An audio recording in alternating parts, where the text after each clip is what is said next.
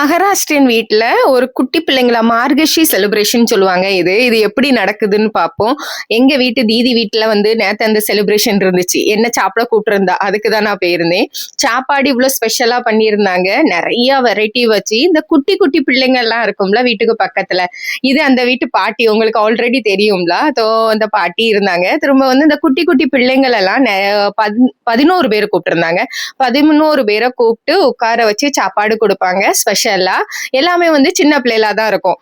இதுல வந்து ரைஸு, பருப்பு குழம்பு, அப்புறம் இது வந்து மேத்திக்க பாஜி, இது வட்டனா பாஜி, இது வந்து புரன்போலி, நம்ம போலி சொல்லுவோம்ல அது. அப்புறம் இது வந்து பாயாசம் மாதிரி இவங்க வந்து ரைஸ்ல பண்றது.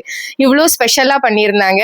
எல்லா பிள்ளைங்களுக்கும் ஃபர்ஸ்ட் வந்து சாப்பாடு கொடுத்தாங்க. ஃபர்ஸ்ட் எல்லாத்துக்குமே வந்து அந்த பொட்டு வச்சாங்க. அதுக்கு பிறகு சாப்பாடு கொடுத்தாங்க. அதுக்கு பிறகு இந்த கிஃப்ட் எல்லாம் கொடுத்தாங்க அந்த பிள்ளைகளுக்கு.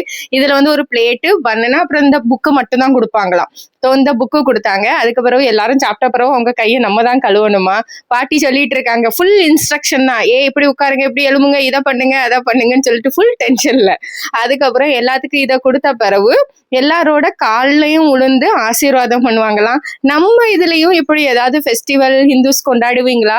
எனக்கு கீழே கமெண்ட் பண்ணுங்க. எனக்கு தெரியாது. ஆனா இது எனக்கு ரொம்ப யூனிக்கா இருந்துச்சு. அவ்வளவுதான் இன்னைக்கு. Thank you so much.